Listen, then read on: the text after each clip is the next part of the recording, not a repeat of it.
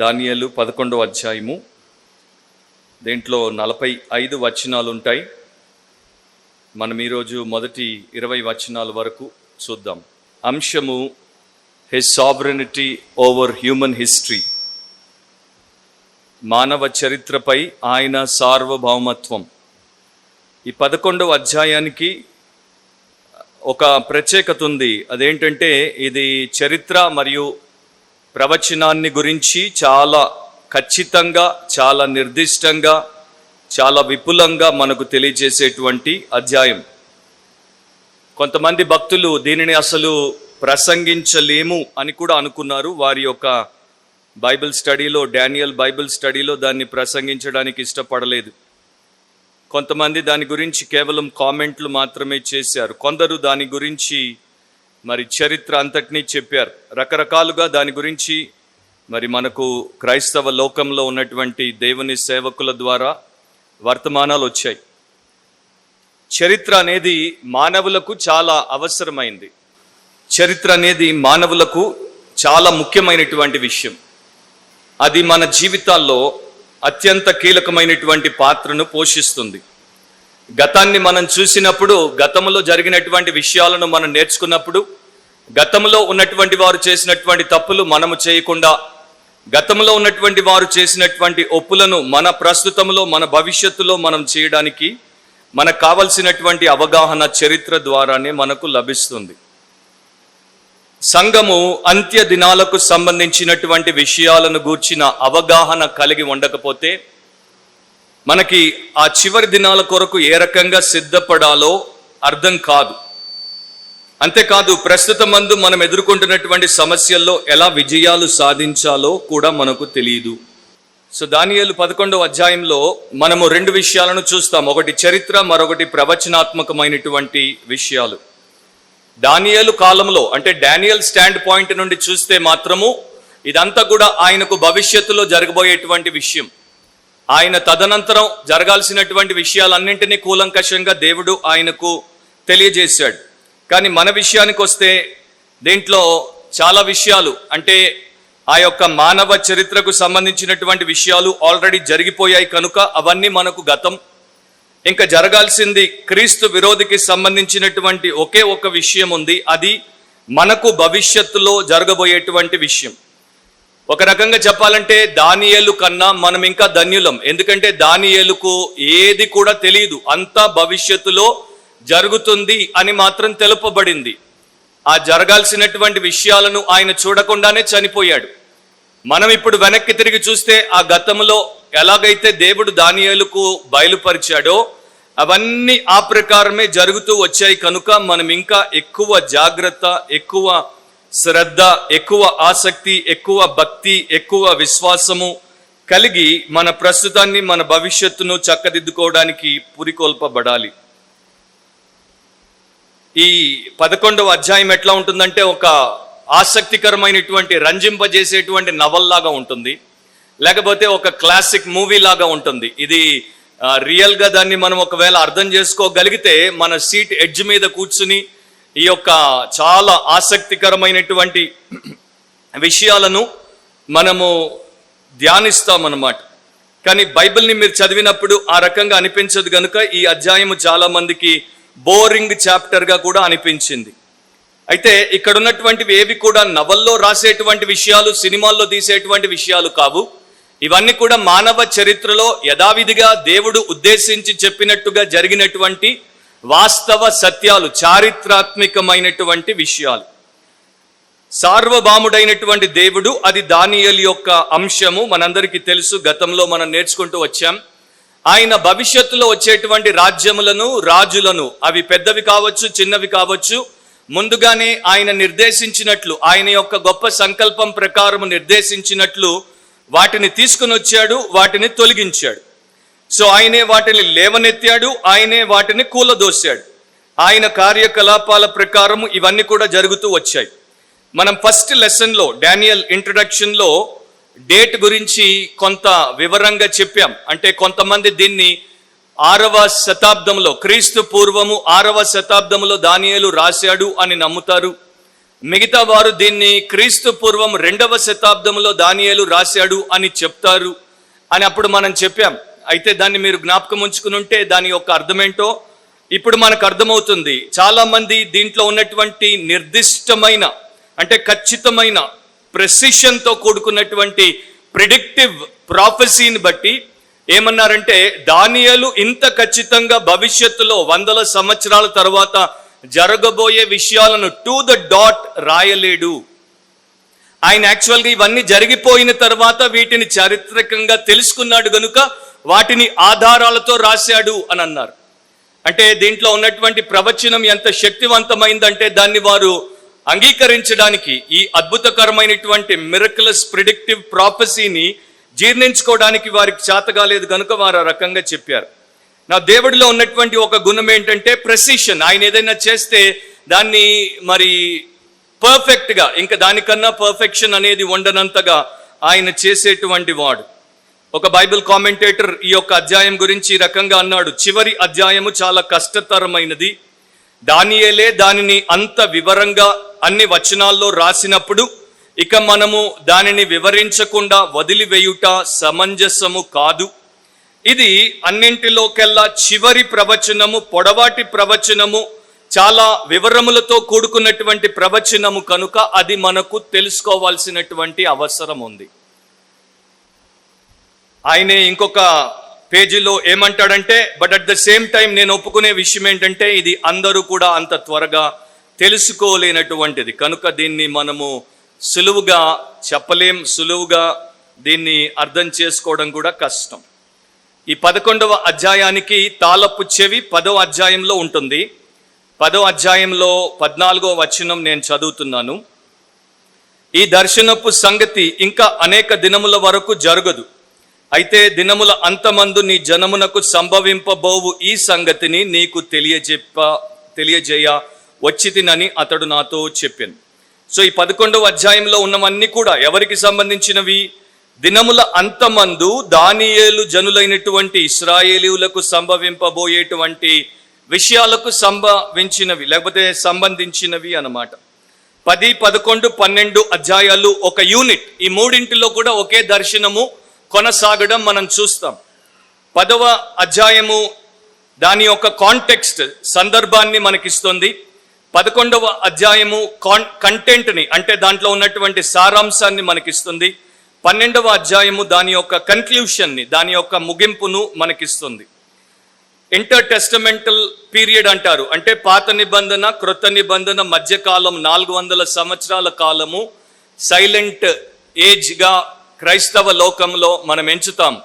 ఆ సమయంలో ఏం జరిగిందో ఈ యొక్క 11వ అధ్యాయం మనకు చాలా విషయాలు తెలియచేస్తుంది. 1వ వచనాన్ని మీరు చూస్తే 20 వచనాలు మనము చాలా బ్రీఫ్గా, చరిత్ర చాలా వివరాలు మన కొరకు రికార్డు చేసి పెట్టింది. వాటిని మనం చెప్పుకోలేం, కానీ ముఖ్యమైనటువంటి అంశాలను చెప్పే ప్రయత్నం నేను చేస్తాను. 1వ వచనంలో 11:1 మాదీయుడగు దర్యావేషు మొదటి సంవత్సరమందు మికాయేలును స్థిరపరచుటకును బలపరచుటకును నేను అతని యొద్ద నిలువబడితిని. ఈ 1వ వచనంలో మాదీయుడగు దర్యావేషు అని ఉంది. 10వ అధ్యాయం 1వ వచనంలో పారసీకపు రాజగు కోరేషు పరిపాలన కాలంలో 3వ సంవత్సరమున అనుంది.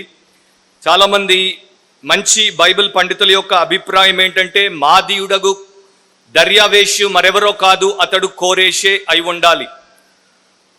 సో కోరేషి యొక్క కాలంలో అని వారు దాన్ని తీసుకుంటారు. మనం కూడా ఆ రకంగా తీసుకుంటేనే దీని యొక్క సీక్వెన్స్ని సరిగ్గా మనము పెట్టి చూపించగలం. తర్వాత ఉన్నటువంటి విషయం ఏంటో అంతుబట్టని విషయం. మికాయేలును స్థిరపరచుటకును బలపరచుటకును నేను అతని వద్ద నిలువబడితిని. అదేంటో చాలా మందికి తెలియదు. దాని గురించి కొంత స్పెక్యులేటివ్ కామెంటరీ చేశారు. నాకైతే బొత్తిగా తెలియదు. సో నేను దాని గురించి అసలు ఏమి కామెంట్ చేయను, ఉట్టిగా చదివాను దాన్ని. 2వ వచనంలోనికి నేను వెళ్ళిపోతాను. కాకపోతే లాస్ట్ వీక్ మీకు ఒక అసైన్మెంట్ ఇచ్చాను. ఆ అసైన్మెంట్ ఏంటంటే దానియేలుకు ప్రత్యక్షమైనటువంటి ఆ పరసంబంధమైనటువంటి వ్యక్తి ఒక దేవుని దూత, లేకపోతే దేవుడా, లేకపోతే దేవుని కుమారుడైనటువంటి యేసుక్రీస్తా అని. దాని గురించి మరి మీరు సాధన అభ్యాసం చేసే ఉండొచ్చు.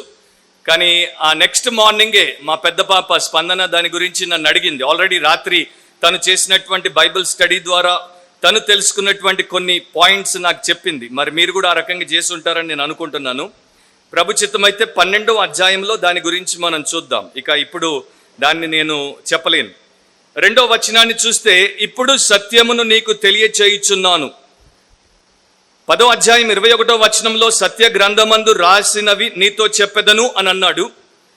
11:2లో సత్యమును నీకు తెలియచేయుచున్నాను అని అంటున్నాడు. యేసు ప్రభు యోహాను సువార్త 17వ అధ్యాయంలో 17వ వచనం అనుకుంటాను, నీ వాక్యమే సత్యము అన్నాడు. సో దేవుడి గ్రంథము సత్య గ్రంథము. దేవుని దూత గాని దేవుని కుమారుడు గాని దేవుని ప్రజలతో సంభాషించిన ప్రతిసారి సత్యమే చెప్పారు. బైబిల్లో ఎక్కడ కూడా అబద్ధము అసత్యము లేదు. ఒక రకంగా చెప్పాలంటే బైబిల్ ఒకరి అబద్ధాన్ని గురించి రాసినా కూడా అది సత్యంగానే దాన్ని మనకు చూపిస్తుంది. ఒక మోసం గురించి తెలియజేసిన సత్యమైన రీతిలో మోసాన్ని తెలియజేస్తుంది. ఒక అబద్ధాన్ని గురించి తెలియజేయాల్సి వచ్చిన సత్యమైన రీతిలోనే తెలియజేస్తుంది. ఇక ప్రవచనాలు, భవిష్యత్ సంబంధమైనటువంటి విషయాల గురించి ఈ సత్య గ్రంథంలో ఏవైతే రాయబడ్డాయో, ఏవైతే తెలుపబడ్డాయో అవి చాలా వాస్తవికమైనటువంటి సత్యాలు అని యథార్థముగా మనము ఒప్పుకోవచ్చు. సో ఈ పరసంబంధమైనటువంటి వ్యక్తి దానియేలుకు ఏమి బయలుపరిచాడు అంటే 2వ వచనంలోనే ఈ రకంగా ఆయన చెప్పడం ప్రారంభించాడు. ఏమనగా, ఇంకా 3 రాజులు పారసీకము మీద రాజ్యము చేసిన పిమ్మట అందరికంటే అధికైశ్వర్యము కలిగిన 4వ రాజొకడు వచ్చును. అతడు తనకున్న సంపత్తు చేత బలవంతుడై అందరినీ గ్రేకేయుల రాజ్యమునకు విరోధముగా రేపును. సో ఇప్పుడు పర్షియన్ కింగ్డమ్ ఉంది కనుక పారసీకులు పరిపాలిస్తున్నారు. వారి తర్వాత కోరేషు తర్వాత రాబోయేటువంటి 3 రాజుల గురించి మాట్లాడాడు. ఇది చరిత్ర, ఇది యథార్థంగా జరిగింది. మీరు వెళ్ళి వెనకాల చరిత్ర పుస్తకాలు చదువుకుంటే ఈ విషయాలన్నీ కూడా నమోదు చేయబడ్డాయి. బైబిల్ పండితులు మాత్రమే కాదు, బైబిల్ని అసలు విశ్వసించినటువంటి లోక సంబంధమైనటువంటి నాస్తికపరమైనటువంటి చరిత్రకారులు కూడా ఈ విషయాలను యథావిధిగా వారు నమోదు చేశారు. ఈ 3 రాజుల్లో మొదటి వాని పేరు క్యాంబసిస్. క్యాంబసిస్ అనేటువంటి వ్యక్తి కోరేషు యొక్క కుమారుడు. క్రీస్తు పూర్వము 530వ సంవత్సరం నుండి 522వ సంవత్సరం వరకు పరిపాలించాడు. ఇతడు చేసినటువంటి ఒక పని, యూదులకు అంటే దేవుని ప్రజలకు వ్యతిరేకంగా ఇతడు చేసినటువంటి ఒక పని ఏంటంటే, వారు 2వసారి మందిరాన్ని కట్టడానికి చెర నుండి విడుదల పొంది వారి దేశానికి వచ్చినప్పుడు ఆ మందిరాన్ని కట్టకుండా దాన్ని నిలిపివేయడానికి ఒక శాసనాన్ని రాసి దాన్ని విడుదల చేసిన వాడు ఈ క్యాంబసిస్. తర్వాత వచ్చినటువంటి రాజు పేరు స్యూడో స్మర్డిస్. స్యూడో అంటే ఫాల్స్ అని అర్థం, అంటే నకిలీ లేకపోతే మాయగాడు అని అర్థం. స్మర్డిస్ అనేటువంటి వ్యక్తి క్యాంబసిస్ యొక్క సహోదరుడు. కాకపోతే రాజులు, రాజ్యాలు, వారికి ప్రేమ, మమకారాలు, అనురాగం, ఆప్యాయతలు ఉండవు. భర్తల్ని భార్యలు, భార్యల్ని భర్తలు, తల్లిదండ్రుల్ని పిల్లలు, పిల్లల్ని తల్లిదండ్రులు, తోబుట్టువులను ఒకరినొకరు చంపుకుంటారు. సో ఈ స్మర్డిస్ అనేటువంటి సహోదరుణ్ణి క్యాంబసిస్ చంపించాడు. అతని స్థానాన్ని స్యూడో స్మర్డిస్ ఆక్రమించాడు. ఈ స్యూడో స్మర్డిస్ అసలు పేరు గౌమాటా. అతడు 522 క్రీస్తు పూర్వం 522 నుండి 521 వరకు, అంటే లెస్ దెన్ ఏ ఇయర్, ఒక సంవత్సర కాలం లోపే అతడు కూడా చంపబడ్డాడు. వాడు 2వ రాజు. 3వ రాజు డారియస్ హిస్టాస్పస్, లేకపోతే ఇంకో రకంగా డారియస్ ద ఫస్ట్ అంటారు. ఇతడు కోరేషు యొక్క కుమార్తెను పెళ్లాడి రాజుగా వచ్చాడు. క్రీస్తు పూర్వం 521వ సంవత్సరం నుండి 486వ సంవత్సరం వరకు ఇతడు పరిపాలించాడు పారసీకుల రాజుగా. ఇతడు యూదులకు కొంత సానుకూలంగా ఉండేవాడు, సహాయం చేశాడు.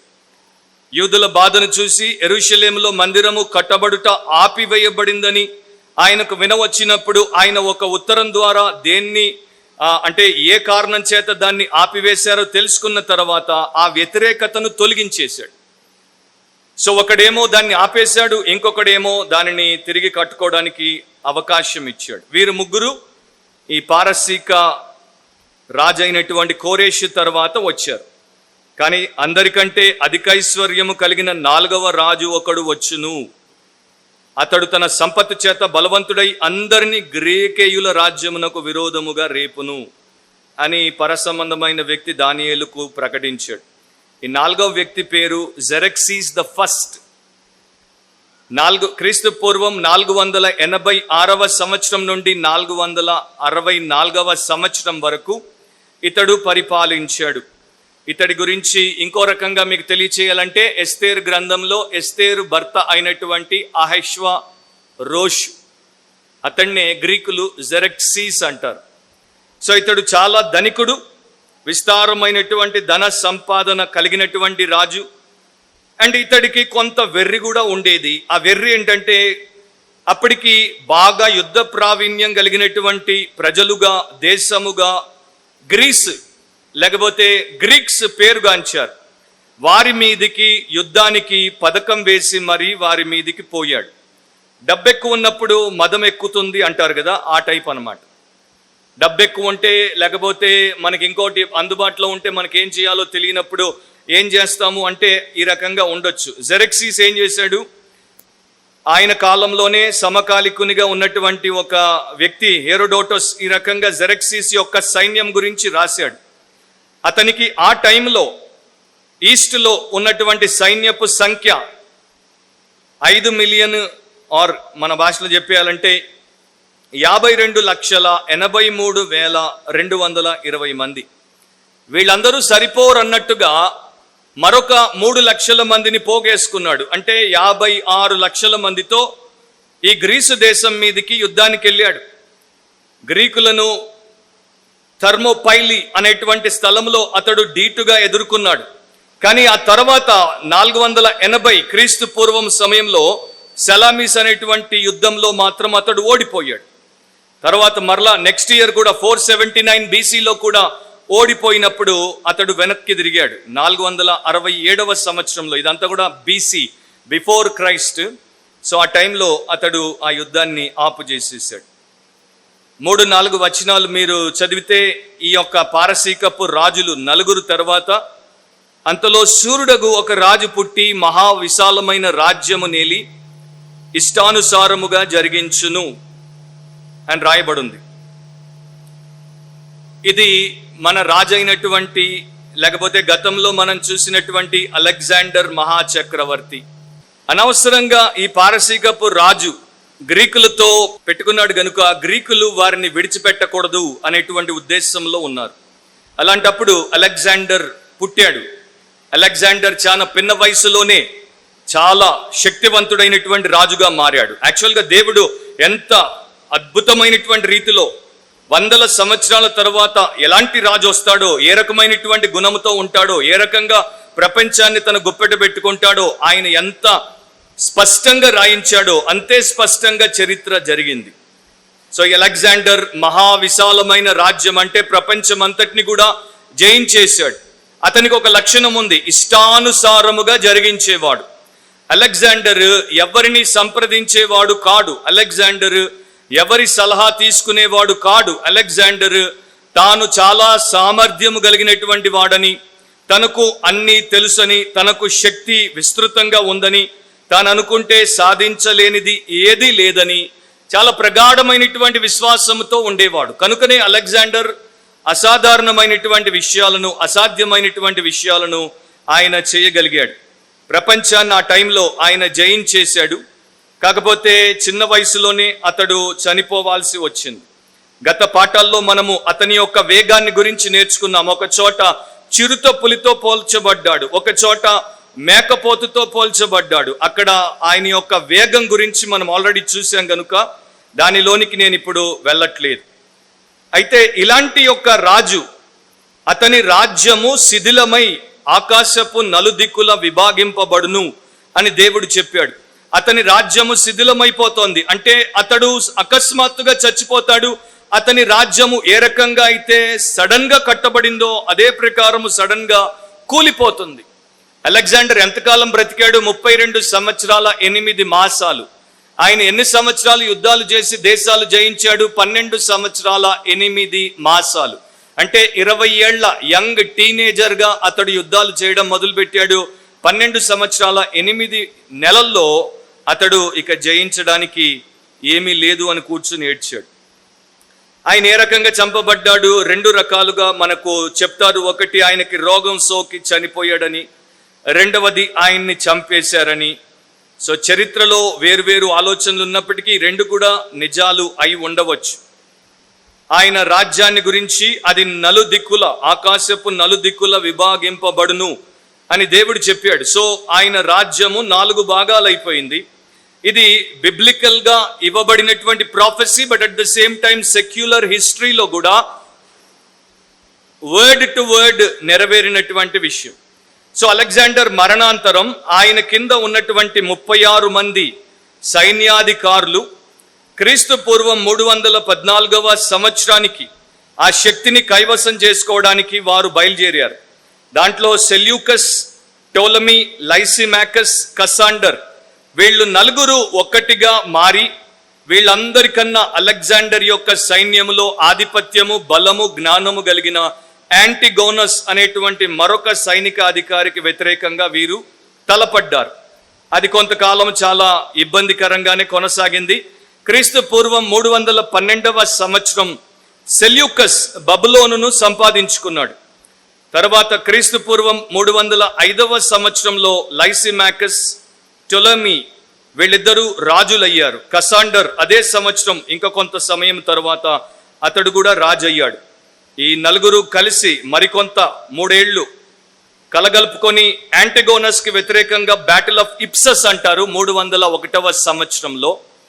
దాని వరకు చేసి దాని తర్వాత వీరు ఈ యొక్క రాజ్యాన్ని 4 భాగాలుగా, నార్త్, సౌత్, ఈస్ట్, వెస్ట్ గా 4 దిశలుగా వారు పంచుకున్నారు.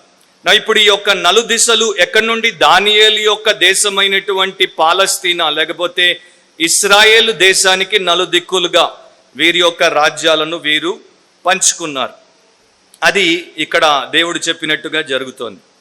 సో ఈ రోజున మీరు క్రీస్తు పూర్వము చాలా సంవత్సరాలు వింటారు, చాలా చరిత్రకి సంబంధించినటువంటి విషయాలు తెలుసుకుంటారు. ఎందుకంటే ఇది బిబ్లికల్ గా దేవుడు మనకిచ్చాడు. ఎంత నిర్దిష్టంగా ఆయన మానవుల యొక్క చరిత్రను తన చేతుల్లో పెట్టుకొని తన చిత్తానుసారంగా నడిపిస్తాడో మనకు చూపడానికి ఈ వివరాలన్నీ కూడా ఆయన రాశాడు.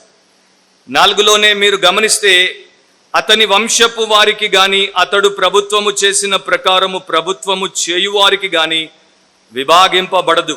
అంటే అలెగ్జాండర్ రక్తాన్ని పంచుకున్నటువంటి వారికి రాజ్యము రాదు. అలెగ్జాండర్కి 2 కుమారులు, అలెగ్జాండర్ ద 4th, హెరాక్లస్ అనేటువంటి 2 కుమారులు, వారిద్దరూ చంపబడ్డారు. అలెగ్జాండర్ బంధువులుగా ఉన్నటువంటి వారు చంపబడ్డారు. అలెగ్జాండర్ భార్యలుగా ఉన్నవారు ఒక్కరు కూడా ఈ రకంగా రాజ్యమును చేపట్టడానికి అవకాశాలు లేకుండా ఉన్నారు. సో ఒక మాటలో చెప్పాలంటే అలెగ్జాండర్కి సంబంధించినటువంటి వారెవ్వరూ ఈ రాజ్యంలో పాలు కలిగి లేరు. మరొక విషయాన్ని కూడా దేవుడు చెప్పాడు. అలెగ్జాండర్ ఏ రకంగా ప్రభుత్వాన్ని చేశాడో, అంటే శక్తివంతమైనటువంటి, విస్తృతమైనటువంటి, విశాలమైనటువంటి ప్రభుత్వం అలెగ్జాండర్ అంత తక్కువ వయసులో, తక్కువ కాలంలో ఎలా నెరవేర్చగలిగాడో, మరలా ఆ టైపు రాజు ఒక్కడు కూడా ఆయన తర్వాత ఆయన రాజ్యాన్ని పంచుకున్న వారిలో రాలేదు. 5వ వచనానికి మనం వచ్చేస్తున్నాం. 5వ వచనంలో, అయితే దక్షిణ దేశపు రాజును అతని అధిపతులలో ఒకడును బలము పొందెదరు, అతడు ఇతని కంటే గొప్పవాడై ఏలును, అతని ప్రభుత్వము గొప్ప ప్రభుత్వమగును. నవి కింగ్ ఆఫ్ ద సౌత్, దక్షిణ దేశపు రాజు. ఇక నుండి మనము king of the south, king of the north అని చదువుతుంటాం. దక్షిణ దేశపు రాజు, ఉత్తర దేశపు రాజు. దక్షిణ దేశం అంటే ఈజిప్ట్, ఐగుప్తు. ఉత్తర దేశం అంటే సిరియా. సో దక్షిణ దేశాన్ని, ఈజిప్ట్ని టోలమీలు వారు కైవసం చేసుకొని వారు పాలించారు. పైన ఉత్తరంలో ఉన్నటువంటి దేశము సిరియాను సెల్యూసిడ్లు వారు కైవసం చేసుకొని వారు పాలించారు. నా వీరిలో కూడా ఒకరి తర్వాత ఒకరు తరతరాలు వచ్చినట్లు ఇక్కడ దేవుడు రాయించాడు. ఆయన ఏ రకంగా చెప్పాడో ఆ రకంగానే జరిగింది. 5వ వచనంలో ఉన్నటువంటి దక్షిణ దేశపు రాజు పేరు టోలమీ ద ఫస్ట్, సోటర్. మొదటి టోలమీ అన్నమాట, ఆయన పేరు సోటర్. ఈయన అలెగ్జాండర్ కింద ఒక జనరల్ గా పనిచేశాడు. ఆ తర్వాత కాలంలో ఈయన తదనంతరం ఈయన వారు 11 మంది మరి ఈజిప్టును పరిపాలించినటువంటి గ్రీకు రాజులుగా వచ్చారు. ఇక్కడ ఒక మాట చెప్పాడు, అతని కంటే గొప్పవాడై ఒకడు ఉంటాడు అని. అతడెవడు అంటే సెల్యూకస్ ద ఫస్ట్ నికటోర్. ఇతడు కూడా అలెగ్జాండర్ యొక్క సైన్యాధికారుల్లో ఒకడు. సెల్యూకస్ మీదికి ఒక శత్రువు దాడి చేయడానికి వచ్చినప్పుడు ఈ టోలమీని సెల్యూకస్ సహాయము కోరాడు. సో అతని సహాయము చేత అతడు నిలబడగలిగాడు. ఆ తరువాత కాలంలో వారిద్దరూ బలమైనటువంటి రాజులుగా ఎదిగారు. ఇక తరువాత కాలంలో ఈ టోలమీలకు సెల్యూసిడ్లకు అంటే ఐగుప్తుకు సిరియాకి మధ్యలో నిరంతరము యుద్ధము జరుగుతూ ఉండేది. ఆ యుద్ధానికి సంబంధించినటువంటి విషయమే ఇక్కడ మనం చూస్తాం. సో మీరు డానియల్ని చాలా జాగ్రత్తగా ఫాలో అయి ఉంటే 2వ అధ్యాయంలో 4 విషయాలు, తర్వాత ఇంకొకటి వస్తాడు. తర్వాత అధ్యాయంలో మరలా దర్శనంలో ఈ రాజ్యాలు, రాజులు, ఆ రకంగా మనం చూసుకుంటూ వచ్చాం. 11వ అధ్యాయంలోనికి వచ్చేసరికి 2 రాజ్యాలు అండ్ వాటిని పరిపాలించినటువంటి వారి యొక్క తరాల గురించే ఎక్కువ వివరాలు మనకు కనబడతాయి. ఎందుకంటే ఇక ఇవి ఆ యొక్క క్రీస్తు రాకడకు మునుపు వరకు వచ్చినటువంటివి కనుక వాటినే మనం చూస్తాం. 6వ వచనాన్ని నేను చదువుతున్నాను. కొన్ని సంవత్సరములైన పిమ్మట వారు ఉభయులు కూడుకొనెదరు, మరియు వారు ఉభయులు సమాధాన పడవలనని కోరగా దక్షిణ దేశపు రాజకుమార్తె ఉత్తర దేశపు రాజునొద్దకు వచ్చును. అయినను ఆమె భుజబలము నిలుపుకొన నేరదు, అతడైనను అతని భుజబలమైనను నిలువదు. వారు ఆమెను తీసుకొని వచ్చిన వారిని, ఆమెను కనిన వారిని, ఈ కాలమందు ఆమెను బలపరిచిన వారిని అప్పగించెదరు. అక్కడ చాలా విషయాలు ఉన్నాయి, వాటన్నింటినీ నేను ఇప్పుడు చెప్పను. కానీ అక్కడ రాయబడినటువంటి ప్రతి పాయింట్ యొక్క సారాంశం ఏంటో నేను మీకు చెప్పేస్తాను. మొదటి టోలమీ తర్వాత 2వ టోలమీ వచ్చాడు, టోలమీ ద సెకండ్. ఆయన పేరు ఫిలడెల్ఫస్. క్రీస్తు పూర్వం 285వ సంవత్సరం నుండి 247వ సంవత్సరం వరకు ఇతడు దక్షిణ దేశపు రాజుగా, ఐగుప్తు రాజుగా పరిపాలించాడు. ఒక ట్రెడిషన్ ప్రకారం, అంటే సంఘములో ఉన్నటువంటి ఒక ఆచారం ప్రకారము ఈ ఫిలడెల్ఫస్ అనేటువంటి రాజే హీబ్రూ బైబిల్ని గ్రీకులోనికి, సెప్టువజింట్ అంటారు, హీబ్రూ నుండి గ్రీకులోనికి తర్జుమా చేయించాడు, అనువాదము చేయించాడు ఆ కాలంలో. సో ఈ దక్షిణ రాజ్యానికి ఉత్తర రాజ్యానికి మధ్యలో ఉన్నటువంటి పోరును తొలగించుకొని, రగడను తొలగించుకొని సమాధాన పరుచుకోవడానికి వారు ఒక ఆలోచన చేశారు. ఆ ఆలోచన ఏంటంటే, మన మధ్యలో బంధుత్వాన్ని ఏర్పరచుకుంటే, మన మధ్యలో వివాహ సంబంధాన్ని పెంచుకుంటే మనకు మధ్యలో పోరు లేకుండా ఉంటుంది అని ఆలోచించారు. సో ఈ ఫిలడెల్ఫస్ యొక్క కుమార్తె, ఆమె పేరు బెరనిస్. ఈ ఫిలడెల్ఫస్ కుమార్తె అయినటువంటి బెరనిస్ ని ఆ సిరియా రాజు అయినటువంటి యాంటియోకస్ ద సెకండ్, ఆయనకు పేరు థియోస్, క్రీస్తు పూర్వం 261 నుండి 246 వరకు ఈయన పరిపాలించాడు. సో బెరనిస్ ని యాంటియోకస్ ద సెకండ్కి ఇచ్చి పెళ్లి చేశారు. పెళ్లి చేయక మునుపు ఫిలడెల్ఫస్ ఒక షరతు పెట్టాడు. ఆ పాటికే యాంటియోకస్ ద సెకండ్కి పెళ్ళయింది. ఆయన భార్య పేరు లవడిస్. లవడిస్కి 2 కుమారులు. సో షరతు ఏంటంటే, నీవు నీ భార్యను విడాకులిచ్చి విడిచిపెట్టాలి, అండ్ ఆ 2 కుమారులు అక్రమ సంతానం అని నీవు ప్రకటించాలి. అప్పుడే నేను నా కుమార్తెని నీకు ఇచ్చి పెళ్లి చేస్తాను. ఎంత కుట్రో చూడండి. బంధుత్వం ఏర్పరచుకుంటున్నాడు, కానీ అవతలోళ్ళుంటే ఈమె ద్వారా ఈ యొక్క రాష్ట్రానికి వీరు మరి పై చేయిని కలిగి ఉండలేరు అనేటువంటి ఆలోచనతో ఆ రకంగా చెప్పారు. ఈ రోజుల్లో కూడా మనం పెళ్లి సంబంధాలు మాట్లాడుకుంటుంటే ఈ రకంగానే మాట్లాడుకుంటుంటాం కదా. ఇచ్చిపుచ్చుకోవడాల విషయాల్లోకి వచ్చేసరికి మొన్నే నాకు ఒక యవన సహోదరుడు అంటున్నాడు, మా డాడీ మా చెల్లెలకి వాళ్ళకి కట్నం ఇవ్వడానికి సిద్ధం, వాళ్ళు ఇంకా ప్రభువుని తెలుసుకోలేదు, రక్షణ పొందలేదు కనుక వారికి అది సామాన్యం. కానీ నేను చెప్పాను, అది వారికి రూపాయల రూపంలో ఇచ్చేయద్దు, చెల్లి పేరు మీద ఎఫ్డీగా పెట్టి ఇవ్వమని. అది మంచి ఆలోచనే. కానీ కట్నంలాగా డిమాండ్ చేస్తే అసలు అది కూడా ఇవ్వద్దు. ఎఫ్డీ కాదు, ఉట్టి కాగితం ఇవ్వాలా. కానీ మనము చాలా రకాలుగా ఆలోచిస్తాం కదా, అంటే మనము నష్టపోకుండా మనకు లాభం కలిగేటట్టు ఆలోచిస్తాం. సో ఫిలడెల్ఫస్ ఆ రకంగా ఆలోచించాడు. యాంటియోకస్ ద సెకండ్ కూడా దానికి ఒప్పుకున్నాడు. సో తన మొదటి భార్య లవడిస్కి విడాకులు ఇచ్చాడు, 2 కుమారులను అక్రమ సంతానం అని ప్రకటించాడు. బెర్నిస్ ని పెళ్లి చేసుకున్నాడు, ఆమె ద్వారా ఒక కుమారుణ్ణి కన్నాడు. ఇవన్నీ కూడా ఎగ్జాక్ట్గా దేవుడు ఏ రకంగా అక్కడ రాశాడో దాని ప్రకారమే అవన్నీ జరిగాయి. సో నేను ఓన్లీ సారాంశం మాత్రమే చెప్తున్నాను. ఆ తర్వాత ఏమైందంటే సడన్గా ఫిలడెల్ఫస్ ద సెకండ్ చనిపోయాడు. ఆయన చనిపోగానే యాంటియోకస్ ద సెకండ్ తన నిజస్వరూపాన్ని బయట పెట్టాడు. బెర్నిస్ని అతడు గెంటేసి లవడిస్ని తెచ్చుకున్నాడు. ఆమెనే తన భార్యగా చేసుకున్నాడు. అండ్ ఆ ఇద్దరు మొదటి కుమారులనే తన యొక్క సంతానం అని చెప్పేశాడు. కానీ లవడిస్ పగ పెట్టుకుందనమాట. స్త్రీలు ఊరికే వదిలిపెట్టరు కదా, అందుకనే ఎప్పుడో పెద్దోళ్ళు అన్నారు ఆడదంటే సమ్టైమ్స్ నాగుపాము లాగానే పనిచేస్తుందని. సో ఈమె అనుకుంది, ఓహో నీ లాభం కోసం, నీ స్వార్థం కోసం ఆ టైంలో ఆ రాజు బతుకున్నప్పుడు ఆయన కుమార్తెను తీసుకుని నన్ను కాదన్నావు, నా కొడుకుల్ని కాదన్నావు, ఇప్పుడు వాడు చావగానే మరలా నన్ను నా కుమారులను నీవు కావాలనుకున్నా కూడా నేను నిన్ను కావాలనుకోవట్లేదని ఈ లవడిస్ ఏం చేసింది, మొదట ఇతనికి విషయం పెట్టి ఇతన్ని చంపించింది. అందుకే అన్న నవల్లాగా ఉంది కదా, మసాలా క్లాసిక్ మూవీ లాగా ఉంది కదా. ఇవన్నీ లిటరల్గా హిస్టారికల్గా జరిగినటువంటి విషయాలు, బైబిల్లో దేవుడు ప్రవచనాత్మకంగా చెప్పినటువంటి ఆ పరిస్థితిలో జరిగినటువంటి విషయాలు. తర్వాత ఏం చేసింది, ఆ బెర్నిస్ని విడిచిపెట్టకుండా బెర్నిస్ని చంపించింది. బెర్నిస్తో వచ్చినటువంటి ఈజిప్షియన్ ఆమె యొక్క సేవకురాండ్రును చంపించింది.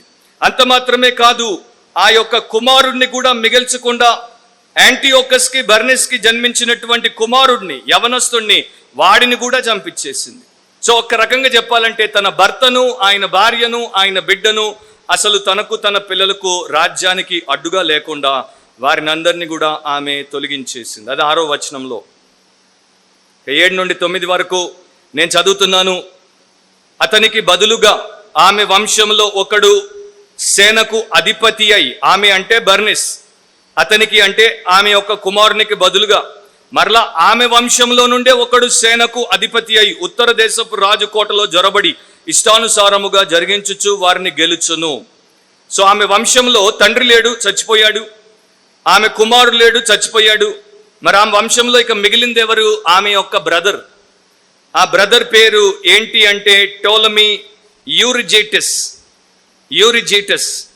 సో యూరిజిటస్ అనేటువంటి వాడు తన సహోదరి ఆపదలో ఉంది, రాజుగారి చేత విడవబడింది, ప్రమాదములో ఉంది అని తెలుసుకొని తన సైన్యంతో బయలుదేరాడు. కానీ వచ్చేసరికి ఆలస్యం అయిపోయింది.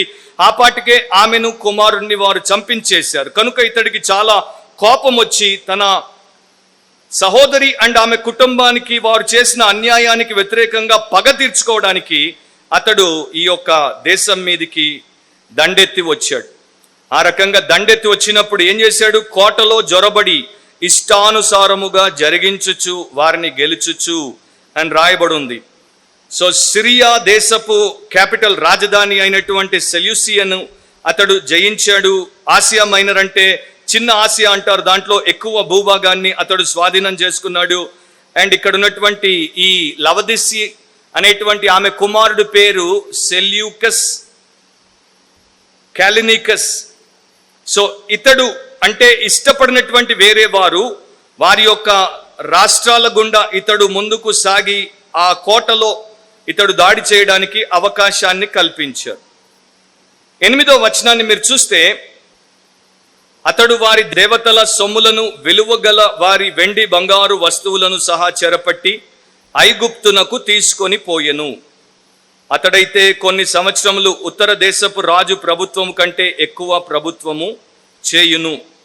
ఐగుప్తు చాలా ధనికమైనటువంటి దేశంగా మారడానికి గల ఒక కారణం ఏంటంటే, వేరే దేశాలలో వారు పడినప్పుడు అక్కడ ఉన్నటువంటి విలువైన వస్తువులను వారు కొల్లగొట్టుకొని పోయేవారు. ఒక లెక్క ప్రకారము ఈ యూరిజిటస్ కొల్లగొట్టుకొని వచ్చినటువంటి సొమ్ము ఎంత అంటే, అతడు తెచ్చినటువంటి వెండి $50 మిలియన్ విలువైనది. అతడు తెచ్చినటువంటి బంగారము $4 బిలియన్ విలువైనది. సో చాలా విస్తృతమైనటువంటి సంపద అన్నమాట. అంత కొల్లగొట్టుకొని వచ్చేసాడు. ఇది క్రీస్తు పూర్వం 246వ సంవత్సరం. ఇంకా యుద్ధాలు జరుగుతూనే ఉన్నాయి. 247 నుండి 222 వరకు సెల్యూకస్ క్యాలినికస్ అనేటువంటి వ్యక్తి పరిపాలిస్తున్నటువంటి ఆ కాలంలో యుద్ధాలు జరుగుతూనే ఉన్నాయి. ఇక్కడ ఒక విషయాన్ని మనం గమనించాలి. యేసు ప్రభు లేనటువంటి ఏ వ్యక్తి అయినా, యేసుప్రభు లేనటువంటి ఏ కుటుంబమైనా, యేసుప్రభు లేనటువంటి ఏ దేశమైనా, ఏ వ్యవస్థ అయినా, ఏ సమాజమైనా సమాధానముతో ఉండదు, పోరాడుతూనే ఉంటుంది, యుద్ధాలతోనే ఉంటుంది. సో క్రీస్తు అందుకనే సమాధానకర్తయగు అధిపతిగా ప్రపంచంలోనికి వచ్చాడు. అయితే యుద్ధాలు జరుగుతున్నప్పుడు జరిగేటువంటి ఒక దారుణమైన విషయం ఏంటంటే, వాటితో సంబంధం లేకుండా వాటి ద్వారా ఏ రకంగా లాభం పొందనటువంటి వారు నష్టపోతుంటారు. ఇప్పుడు కూడా మనం చూస్తున్నాం కదా, ఎన్నికల టైంలో లబ్ధి పొందేది కొందరే, నష్టపోయేది కోట్ల మంది. సో అదే ప్రకారం ప్రపంచంలో అమాయకులు అనేకులు ఊచకోతకు గురవుతారు అండ్ వారి జీవితాలు నాశనం అయిపోతాయి. కానీ కొంతమంది యొక్క స్వార్థానికి వీరందరూ బలవుతారు. ఇక 10వ వచనానికి వచ్చేయండి. అతని కుమారులు యుద్ధము చేయబూని మహాసైన్యముల సమూహమును సమకూర్చుకొందురు. అతడు వచ్చి ఏరువలే ప్రవహించి ఉప్పొంగును, యుద్ధము చేయబూని కోట దనుక వచ్చును. అతడు అంటే ఎవరు? ఈ యొక్క లవదిస్ కుమారుడైనటువంటి సెల్యూకస్ క్యాలినికస్, లేకపోతే సింపుల్ గా సెల్యూకస్ ద సెకండ్ అంటారు. ఆయన చనిపోయాడు. ఆయనకి 2 కుమారులు. ఆ 2 కుమారుల్లో మొదటి వాని పేరు సెల్యూకస్ ద థర్డ్. ఇతడు క్రీస్తు పూర్వం 227 నుండి 223 వరకు పరిపాలించాడు. అతని తర్వాత యాంటియోకస్ ద థర్డ్. ఇతడు క్రీస్తు పూర్వం 223 నుండి 187వ సంవత్సరం వరకు పరిపాలించాడు. సో ఆ సంవత్సరాలు మీరు చూసినట్లయితే మొదటివాడు సెల్యూకస్ ద థర్డ్ జస్ట్ కొంతకాలమే పరిపాలించాడు. అతడు చంపబడ్డాడు. అతన్ని చంపింది ఎవరో కాదు, అతని యొక్క సైన్యంలో ఉన్నటువంటి వారే అతన్ని చంపారు. బహుశా ఈ యొక్క యాంటియోకసే చంపించాడేమో మనకు తెలియదు, కానీ అతడు చంపబడ్డాడు. అతని తర్వాత వచ్చినటువంటి వాడు యాంటియోకస్ ద థర్డ్. ఇతడు ఇక సమూహమును, మహాసైన్యముల సమూహమును సమకూర్చుకొని ఏరులాగా ప్రవహించి ఉప్పొంగుతూ యుద్ధము చేయబోని కోట దాకా వచ్చేసాడు. సో ఇతడికి ఒక పేరు కూడా ఉంది, యాంటియోకస్ ద మ్యాగ్నస్ అంటారు, యాంటియోకస్ ద గ్రేట్. అంటే ఇతడు చాలా బలము కలిగి, చాలా మరి ముందంజ వేసినటువంటి వ్యక్తిగా, ఆ రకంగా తన యొక్క తక్కువ టైంలోనే తన యొక్క అంటే తన్ను తాను స్థాపించుకుని ఎస్టాబ్లిష్ చేసుకున్నటువంటి వ్యక్తిగా మనకి చరిత్రలో కనబడతాడు. ఇక నెక్స్ట్ కొంత టైం వరకు ఇతడు చాలా ప్రామినెంట్ రోల్ని హిస్టరీలో అంటే ఆ టైంలో పోషించాడు. నేను మీకు ఒక ఇప్పుడున్నటువంటి రియల్ టైం హిస్టరీ ఎగ్జాంపుల్ చెప్తాను. ఇరాన్ అంటే ఒకప్పటి పర్షియా, ఫార్మర్లీ పర్షియా, ఇప్పుడు అది ఇరాన్. ఇరాన్ ఒక ఇస్లామిక్ స్టేట్, కానీ నాన్ అరబిక్ స్టేట్. దానికి ఒక వ్యత్యాసం ఉంది. మిగతా అరబుల్లాగా కాకుండా ఇస్లాంని పాటిస్తారు, కానీ వేరే విధానంలో వారి యొక్క జీవన విధానం ఉంటుంది. 1972 నుండి 1979 అంటే ఇప్పుడు ఇది క్రీస్తు శకం అన్నమాట, ఇది క్రీస్తు పూర్వం కాదు. ఆ టైంలో ఇరాన్ అమెరికా దగ్గర $10 బిలియన్ విలువైనటువంటి ఆర్మ్స్ని కొన్నది, అంటే యుద్ధ సామాగ్రిని కొన్నది. ఎందుకు కొన్నదంటే పర్షియన్ గల్ఫ్లో తమను ఒక బలమైన శక్తివంతమైనటువంటి రాష్ట్రంగా, కంట్రీగా మార్చుకోవడానికి, తమ మీదకి ఎవరైనా వస్తే వారిని ధీటుగా ఎదుర్కోవడానికి తమకు ఆర్మ్స్ లేవు, అవి కావాలని అమెరికా మీద బహుగా ఆధారపడి $10 బిలియన్ వర్త్ ఆర్మమెంట్స్ని కొన్నది. ఆ టైంలో ఇరాన్ మీదకి ఎవడైనా యుద్ధానికి వస్తే అమెరికా సపోర్ట్ లేకపోతే, డే టు డే బేసిస్ మీద, అంటే కనీసం ఒక్కరోజు అమెరికా సపోర్ట్ చేయకపోతే ఇరాన్ నేలమట్టం అయిపోతుంది. అంతగా అమెరికా మీద సపోర్ట్ కొరకు ఆధారపడినటువంటి ఇరాన్ ఒకే ఒక సంవత్సర కాలంలో ఒక ఫానటికల్ ఇస్లామిక్ లీడర్ యొక్క ఆధ్వర్యంలో ఎంతగా ట్రాన్స్ఫార్మ్ అయిపోయిందంటే, అమెరికన్ యొక్క మరి సహయోగిగా ఉన్నటువంటిది అమెరికాకు బద్ధ శత్రువుగా మారి అమెరికాని నేల మీద కనబడకుండా తుడిపేస్తాను అనే స్థాయికి వచ్చేసింది. సో ఇరాన్ హిస్టరీలో మీరు చూస్తే ఆ వివరాలు మీకు కనబడతాయి. నా పాయింట్ ఏంటంటే, యాంటియోకస్ ద థర్డ్ అంత ఫాస్ట్గా తను తాను అసర్ట్ చేసుకున్నాడు. 11-12 వచనాలు. అంతలో దక్షిణ దేశపు రాజు అత్యుగ్రుడై బయలుదేరి ఉత్తర దేశపు రాజుతో యుద్ధము జరిగించును. ఉత్తర దేశపు రాజు గొప్ప సైన్యమును సమకూర్చుకొనినను అది ఓడిపోవును. ఆ గొప్ప సైన్యము ఓడిపోయినందున దక్షిణ దేశపు రాజు మనస్సున అతిశయపడును. వేల కొలది సైనికులను హతము చేసినను అతనికి జయము కానేరదు. ఎంత డీటెయిల్డ్గా హిస్టరీని ఒక డైరెక్టర్ ఒక సినిమా తీస్తే, మరి బాహుబలి సినిమా తీసినప్పుడు ఆ డైరెక్టర్ పేరు ఏదో ఉంది, ఏం పేరు? రాజమౌళి డీటెయిల్స్, రాజమౌళి తండ్రి ఆ యొక్క స్క్రిప్ట్ రైటర్, ఆయన పేరు ఇంకేదో ఉంటుంది, విజయ సంథింగ్. సో డీటెయిల్డ్గా స్క్రిప్ట్ని వాళ్ళిద్దరూ తండ్రి కొడుకులు కూర్చొని మాటి మాటికి డీటెయిల్డ్గా స్క్రిప్ట్ని చూసుకుంటూ దాంట్లో ఏది పెట్టాలి, ఏది తీసేయాలి అని చాలా సంవత్సరాలు చర్చించుకున్నారంట. దేవుడికి అలాంటిది అవసరమే లేదు. దేవుడు తన యొక్క భవిష్యత్ జ్ఞానాన్ని బట్టి ఆయన యొక్క అనాదికాల సంకల్పం కొరకు ఏ రకంగా ఆయన ప్రపంచ చరిత్రను రచించాలనుకున్నాడో ఆ రకంగా రచించాడు. దాని ప్రకారమే అంతా నడిచిపోయింది. ఇక్కడ మళ్ళా దక్షిణ దేశపు రాజు, ఉత్తర దేశపు రాజు, ఆ ఇద్దరు రాజులు ఎవరో నేను మీకు చెప్తాను. Ptolemy the fourth and Antiochus the third. వీళ్ళిద్దరి మధ్యలో బ్యాటిల్ ఆఫ్ రఫాయ్ అనేది క్రీస్తు పూర్వం 217వ సంవత్సరంలో జరిగింది. డేట్ కూడా మనకి చరిత్ర చెప్తోంది. Precise date June 22, 217 BC. ఆ రోజున Ptolemy the fourth and Antiochus the third మధ్యలో రఫాయ్ అనేటువంటి స్థలంలో, సదర్న్ పార్ట్ ఆఫ్ ప్యాలెస్టైన్ అంటారు, అక్కడ ఈ యుద్ధం జరిగింది. ఈ యుద్ధం జరిగినప్పుడు టోలమీల వైపే ఎక్కువ విజయము ఉంది అని ఎప్పుడైతే యాంటియోకస్ గమనించాడో వెంటనే తాను రిట్రీట్ అయిపోయాడు. వెనకంజ వేసి తన యొక్క సిరియా దేశపు క్యాపిటల్ అయినటువంటి యాంటియోక్కి వెళ్ళిపోయాడు. అక్కడ ఏ రకంగా దేవుడు చెప్పాడో ఆ రకంగానే అది జరిగింది.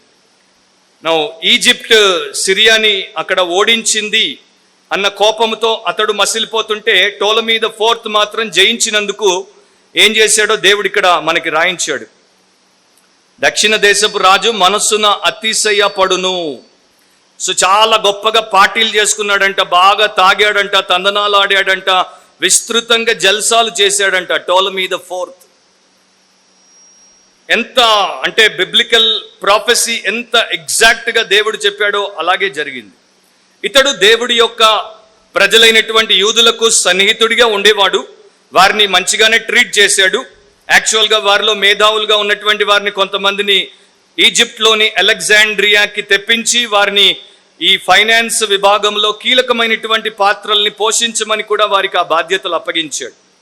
అయితే ఇతడు చనిపోయిన తర్వాత వచ్చినటువంటి రాజు మాత్రం వారిని ఏమాత్రము సహించక యూదుల మీద కక్షగట్టి వారిని చంపించాడు. ఇక 13 నుండి 16 వరకు మనం వెళ్ళిపోదాం. ఏలయనగా ఉత్తర దేశపు రాజు మొదటి సైన్యము కంటే ఇంకా గొప్ప సైన్యమును సమకూర్చుకొని మరలా వచ్చును. ఆ కాలాంతమున అనగా కొన్ని సంవత్సరములైన పిమ్మట అతడు గొప్ప సైన్యమును విశేషమైన సామాగ్రిని సమకూర్చి నిశ్చయముగా వచ్చును. ఆ కాలముల యందు అనేకులు దక్షిణ దేశపు రాజుతో యుద్ధము చేయుటకు కూడి వచ్చెదరు. నీ జనములోని బందిపోటు దొంగలు దర్శనమును రుజువుపరచునట్లు కూడుదురు గాని నిలువలేక కూలుదురు. అంతలో ఉత్తర దేశపు రాజు వచ్చి ముట్టడి దెబ్బ వేయును. దక్షిణ దేశపు రాజు యొక్క బలము నిలవలేకపోయినందునను అతడు ఏర్పరచుకున్న జనులు దృఢ శౌర్యము పొందకపోయినందునను ఉత్తర దేశపు రాజు ప్రాకారములు గల పట్టణమును పట్టుకొనును. వచ్చిన వానికి ఎదురుగా ఎవరును నిలవలేకపోయినందున తనకిష్టం వచ్చినట్టు అతడు జరిగించును గనుక ఆనందము గల ఆ దేశములో అతడుండగా అది అతని బలము వలన పాడైపోవును. ఇక్కడ కూడా చాలా డీటెయిల్డ్గా దేవుడు రాశాడు. అండ్ హిస్టరీ కూడా చాలా డీటెయిల్డ్గా మనకు ఆ వివరాలన్నీ కూడా ఇస్తోంది. వాటన్నిటిలోనికి మనము 1 అవర్ బైబిల్ స్టడీలో వెళ్ళలేము. కాకపోతే కీ పాయింట్స్ ఏంటో నేను చెప్తున్నాను. సిరియన్లు ఈ యొక్క యాంటియోకస్ ద థర్డ్ ఐగుప్తీయులు వారి మీద విజయాన్ని సాధించి వారు వెళ్ళగొట్టబట్టను బట్టి ఊరుకొని కూర్చోలేదు. క్రీస్తు పూర్వం 201వ సంవత్సరంలో Antiochus the third Philip the fifth మాసిదోనికి సంబంధించినటువంటి 5వ ఫిలిప్తో చేతులు కలిపి విస్తారమైనటువంటి సైన్యమును కూడగట్టుకొని ఐగుప్తు మీదికి మరలా దండెత్తి వచ్చాడు. వారిద్దరు అనుకున్నారు, ఒకవేళ మనం జయిస్తే భూమిని పంచుకుందాం అండ్ మనం జయించి మన యొక్క హస్తగతంగా ఈ యొక్క పాలస్తీనాను లేకపోతే దేవుడి యొక్క దేశమైనటువంటి ఇశ్రాయేలు దేశాన్ని చేసేసుకోవచ్చు అని కూడా వారు అనుకున్నారు. ఆ రకంగా వారు ముందుకు సాగిపోయారు. ఇక్కడ 16వ వచనంలో ఆనందము గల ఆ దేశములో అని తెలుగులో చదివాము. ఇంగ్లీష్లో గ్లోరియస్ ల్యాండ్ అని ఉంటుంది అనుకుంటాను. ఎవరి దగ్గర ఇంగ్లీష్ బైబిల్ ఉందా? ఇంగ్లీష్ బైబిల్ ఏముందమ్మా? 16th verse గ్లోరియస్ ల్యాండ్ అని ఉంది. తెలుగులో ఆనందము గల దేశం అని ఉంది, కానీ ఇంగ్లీష్లో glorious land.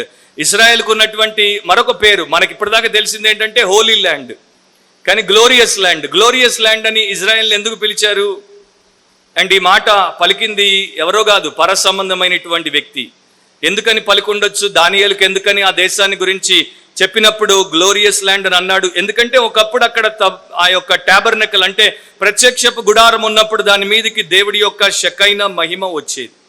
God's glory appeared on that tabernacle in that land. కనుక దాన్ని మహిమగల భూమి లేకపోతే మహిమగల దేశము.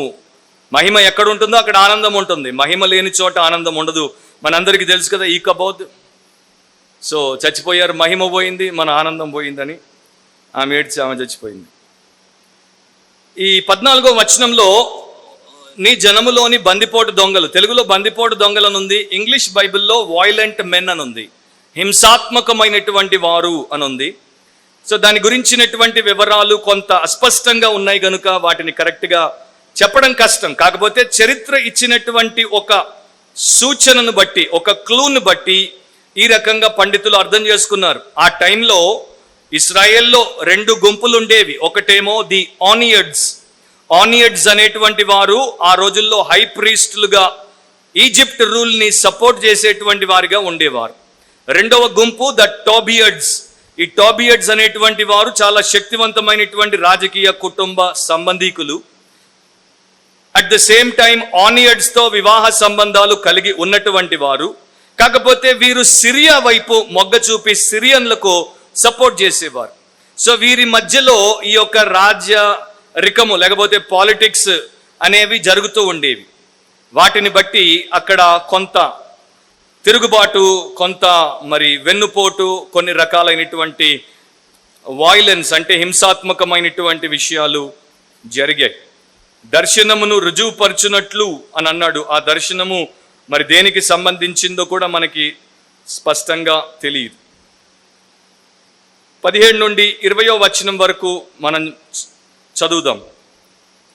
అతడు తన రాజ్యం యొక్క సమస్త బలమును కూర్చుకొని రావాలని ఉద్దేశింపగా అతనితో సంధి చేయబడును. ఏమనగా నశింపజేయవచ్చునని ఒక కుమార్తెను అతనికిచ్చెదరు. అయితే ఆమె సమ్మతింపక అతని కలుసుకొనదు. అతడు ద్వీపముల జనముల తట్టు తన మనస్సును త్రిప్పుకొని అనేకులను పట్టుకొనును. అయితే అతని వలన కలిగిన అవమానమును ఒక అధికారి నివారణ చేయును, మరియు ఆయన అవమానము అతని మీదికి మరలా వచ్చినట్లు చేయును. అది అతనికి రాక తప్పదు. అప్పుడు అతడు తన ముఖమును తన దేశములోని కోటల తట్టు త్రిప్పుకొను గాని ఆటంకపడి కూలి అగుపడకపోవును. అతనికి మారుగా మరి ఒకడు లేచి ఘనమైన రాజ్యము ద్వారా పన్ను పుచ్చుకొను వానిని లేపును. కొన్ని దినములైన పిమ్మట అతడు నాశనమగును గాని ఈ నాశనము ఆగ్రహము వలనైనను యుద్ధము వలనైనను కలుగదు. ఇప్పుడు 20వ వచనంలో ఘనమైన రాజ్యము అనుంది. ఇంగ్లీష్లో ఏమనుంది ఏంటమ్మా? Royal land. Okay, royal land, Israel royal land అని ఎందుకు అనొచ్చు? ఎందుకని రాయల్ ల్యాండ్? ఎక్కడైనా రాజు ఉంటే రాయల్ ల్యాండే కదా, కానీ ఇజ్రాయెల్కి ప్రత్యేకంగా రాయల్ ల్యాండ్ అని ఎందుకు అనొచ్చు? ఆలోచించండి. ఓకే, సో 17 నుండి 20 వరకు ఉన్నటువంటి ఇక్కడ జరిగినటువంటి ఒక విషయం, దాని సారాంశం ఏంటంటే ఇక్కడ ఒక కుట్ర అన్నమాట, ఒక కుటిలమైనటువంటి ప్రణాళిక. యాంటియోకస్ ద థర్డ్ ఏ రకంగా కూడా ఈజిప్ట్ మీద జయము సాధించలేకపోతున్నాడు కనుక ఒక కుట్ర పన్నాడు.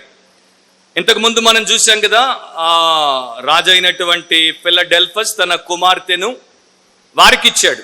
ఎవరికి ఇచ్చాడు?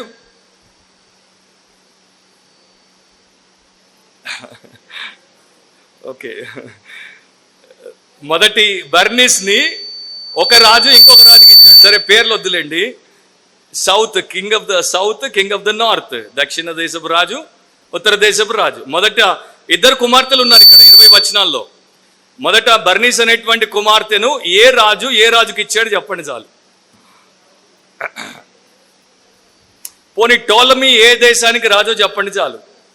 అమ్మా, టోలమీ దేనికి రాజు? ఇట్లా చెప్తాను, గుర్తుపెట్టుకోండి. ఇది పెద్ద కన్ఫ్యూషన్ అందరికీ, నాకు మతిమరుపుకి ఇంకా కన్ఫ్యూషన్.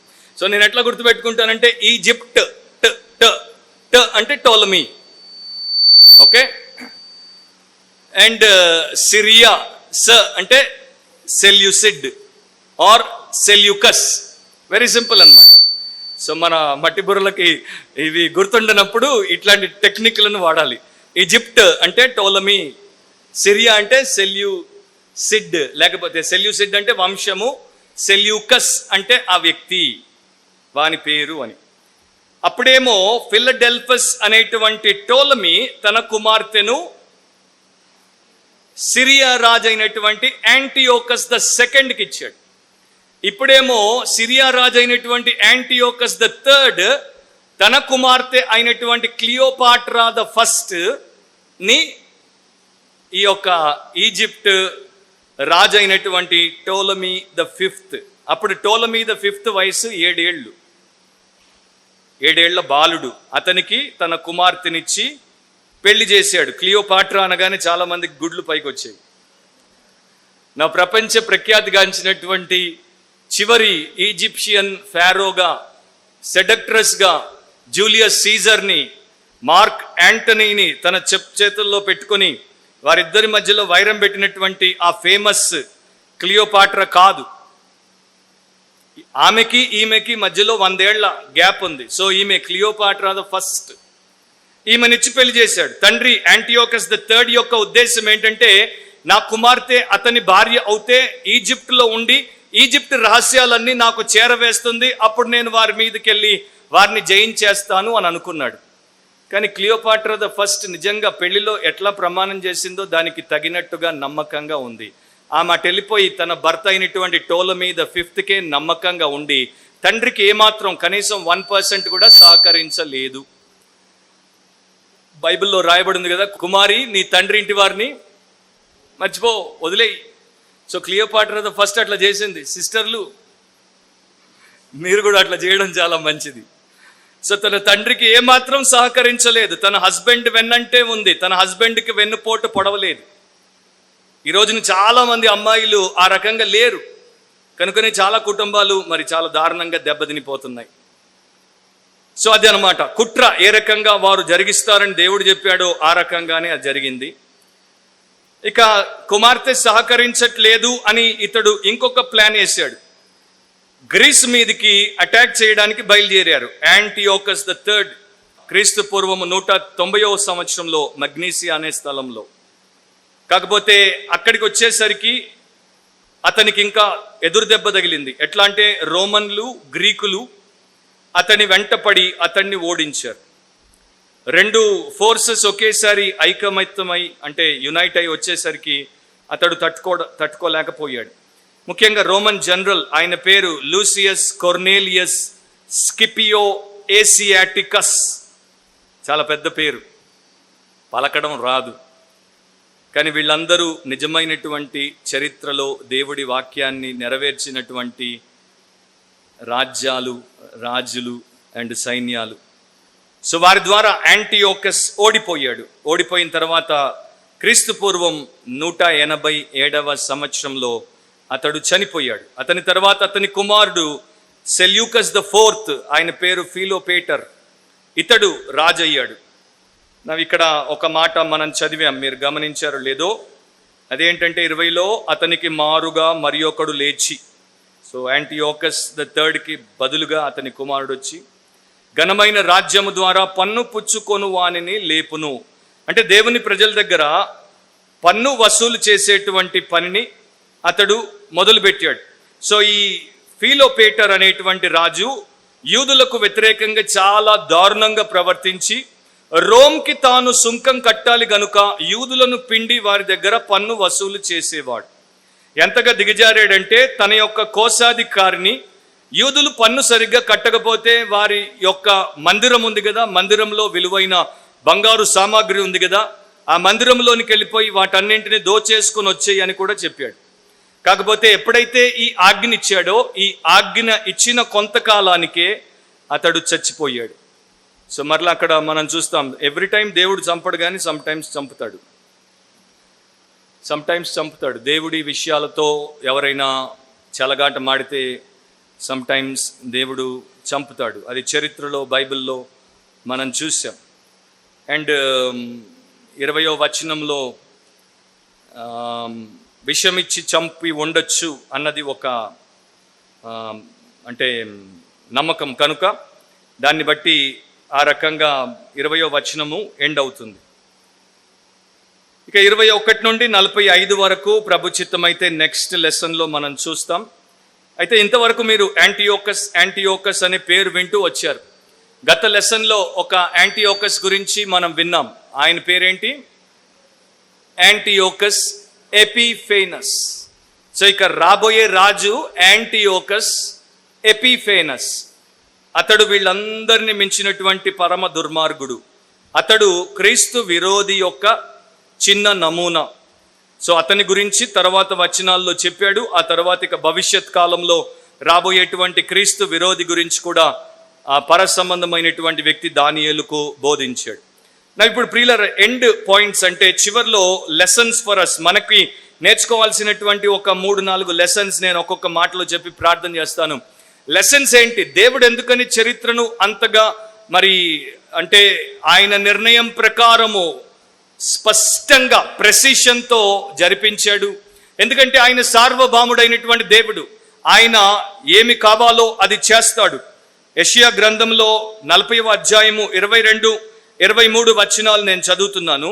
ఈ రకంగా బైబిల్ మనకు చెప్తోంది, ఆయన భూమండలం మీద ఆసీనుడై ఉన్నాడు, దాని నివాసులు మిడతల వలె కనబడుచున్నారు. ఒకడు తెరను విప్పినట్లు ఆయన ఆకాశ వైశాల్యమును వ్యాపింపజేసెను. ఒకడు గుడారం వేసినట్లు ఆయన దానిని నివాస స్థలముగా ఏర్పరచెను. రాజులను ఆయన లేకుండా చేయును, భూమి యొక్క న్యాయాధిపతులను మాయా స్వరూపులుగా చేయును.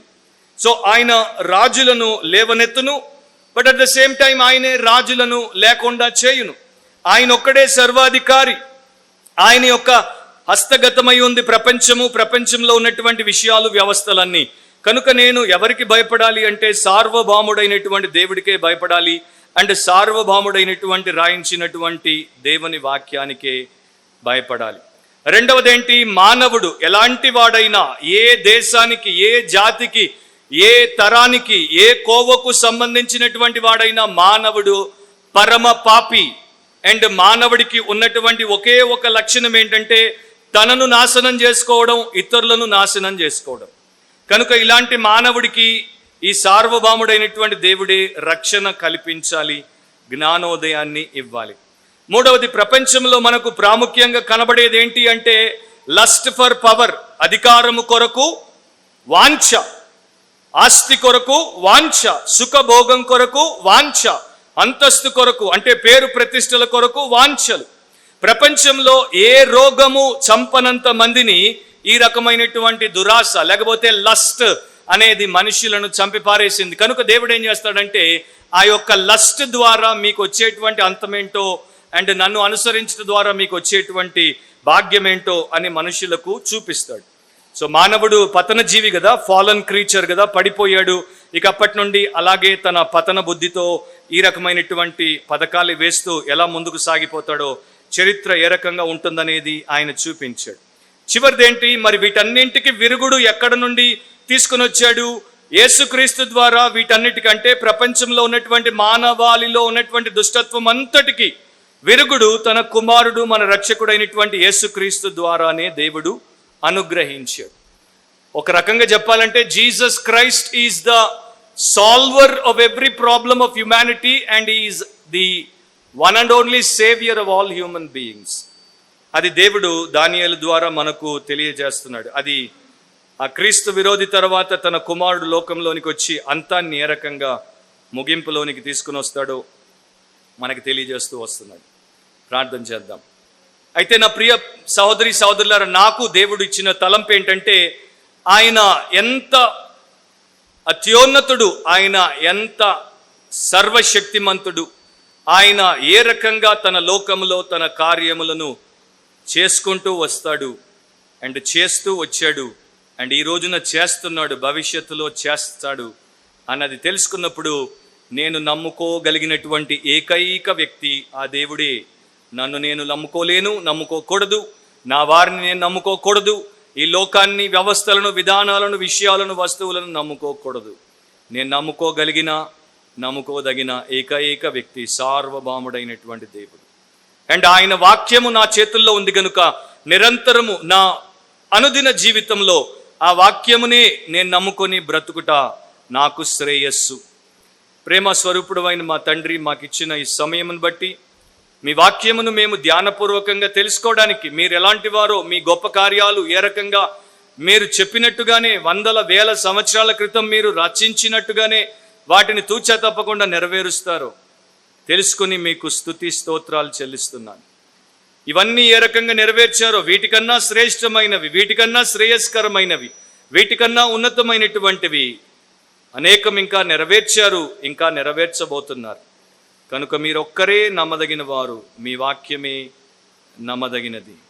మమ్మల్ని అందరినీ ఆ రకంగా చేయమని, మేమందరము కూడా ఆ ఘనమైన రాజ్యములో కాలు పెట్టబోయే రాజుల రాజు, ఘనమైన రాజు అయిన యేసు కొరకు ఎదురు చూచే కృప దయచేయమని యేసు ప్రభు నామమును అడిగి ప్రార్థిస్తున్నాం తండ్రి. ఆమేన్.